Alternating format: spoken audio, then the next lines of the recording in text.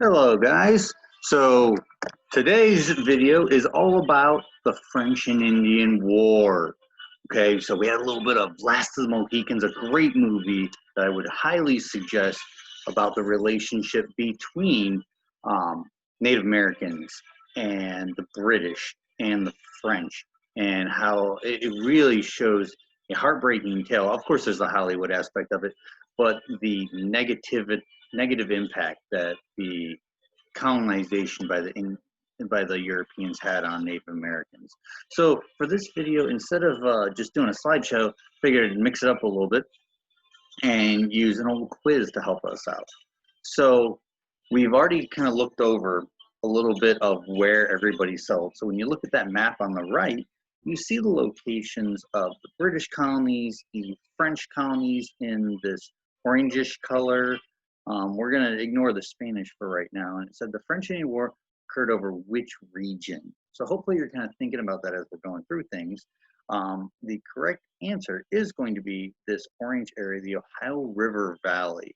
Remember, we had the natural boundary of the Appalachian Mountains separating the French and English settlements, which kept them apart for a while. But these rivalries that had been going for hundreds of years that had both England and France wanting resources to gain more wealth to be more successful over in Europe carried over into the West in colonization. So the second question is the conflict in this region was between who, and hopefully we kind of figured that out through the discussion that we just had. But as we know, the British versus the French, it was this European conflict that kind of continued over to the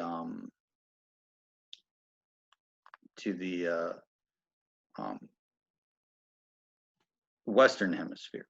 Sorry, I was trying to keep the music going and I was failing miserably. So we've got the British versus the French. What were they fighting over? Well, let's look at this for a second. The role of American Indians, because we see French and Indian War. Okay, it's also known as the 7 Years' War, depending on the other perspectives that you look at. But what we're seeing is that Native Americans were just trying to protect their land. Remember, Native Americans didn't necessarily claim land, but they had areas that they did hunt and farm and take care of. And Europeans, in many cases, seem to just take that land. Why did most side with the French? Because the French did not just commandeer all of that land. We know from Unit 1, the French came in, their goal was to trade, make profit with the Native Americans, not look to dominate and resettle everything. The French had their colonies come over, try to make money and send that money back to France. We also had a lot of the French traders marry into Native American tribes. Now, at the bottom it says some sided with the England, and this is the old quote, the enemy of my enemy is my friend. If I am, for example, the Iroquois tribe, who is an enemy of some of the Native Americans that sided with the French, I may not like the English, but the English are fighting my enemy and the French. So it makes more sense for me to side with them so I can get back at my enemy. It might seem a little bit confusing, but there's a lot of logic, there's a lot of hidden warfare, psychological warfare almost, in that statement.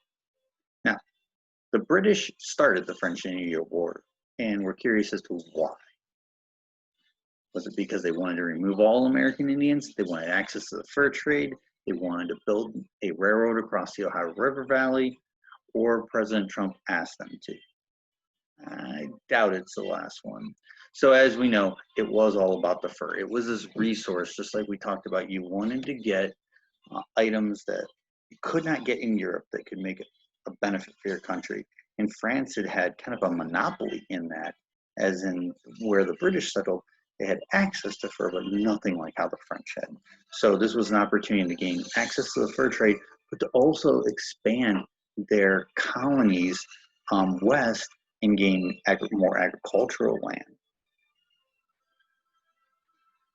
So as you read, the war, there's a lot of little conflicts here and there. We see the first entrance of George Washington actually losing as a leader in the English military And there's a lot of small conflicts all throughout the western side of the Appalachian Mountains. In the end, the results are what matters for us. And it says, the question says, which statement is correct about the results of the war? 1, American Indians kept land east of the Appalachians. 2, France kept control of Canada. Or 3, Britain gained land but had to tax their colonies. And the correct answer is the last one. We know that Britain wins this conflict. Okay, American Indians had already lost a lot of their land east of the Appalachians. They're going to be pushed further west. The French lose control of Canada. And what we mean by lose control is any settlements that are directly associated with the French government or any military units had to leave. The English were not going to go up into Canada, present-day Canada, and just hunt down every single person and kick them out. As long as they weren't bothering the English, the English weren't worried about that. The big thing is that the English gain all of this land, but this costs a lot of money. Even though the English colonists were helping, it's a lot of money to send troops 3,000 miles away to defend land. So this is going to force the English to tax their colonies for the first time, directly tax them, which is going to have the colonies very upset for a multitude of reasons. So this is what we're looking at. We see on the left that the orange area of the French land is pretty vast. By the end of the war, we see that the French are no longer present in North America. There's a small little area in the bottom, there's my finger, bottom right in the Caribbean that the French still had control over, but they've really lost a lot of their land. Now, Spain is involved in all this, but don't worry about Spain. That's not critical for this factor. But as you can see, British land expands immensely to the west, and they have access to trade routes, access to the fur trade. But this debt that comes with it, and as you can see, there's a line that develops along the Appalachian Mountains. That little red line, it says Proclamation Line of 1763. Once the war is done, it doesn't mean fighting ends. And what I mean by that is the American Indian tribes didn't just go, oh, hey, we lost, the French lost with us, we give up. No, they kept fighting. Even if they kept having to move west, they kept fighting to protect whatever they had. And as British colonists moved west of the Appalachians, they got into more conflict. So the King of England was really, really worried that this was going to lead to more wars. So what he did is he created a law called the Proclamation of 1763 that said no colonists could move west of the Appalachians. Now, the colonists were obviously very upset because they couldn't make an individual profit on the fur trade. They couldn't expand their land to just spread out, gain more areas, more farming areas. They didn't have access to that. And it was a rule that was coming down that the king just made, and they didn't have a voice in. This also required British soldiers to come over to enforce the law. And with that, the British colonists or American colonists had to pay for that as well.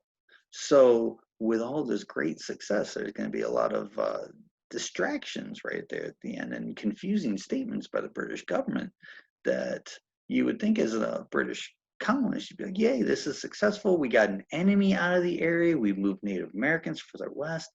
But the British don't want to deal with more problems. They just want to have, remember, mercantilism. They want their colony to be successful for them. The American colonies are causing too many problems. It's costing too much money. They're being ineffective. So with that in mind, the British start imposing laws to make the colonies more profitable for them and not causing problems for them. And that's where we're going to continue this unit.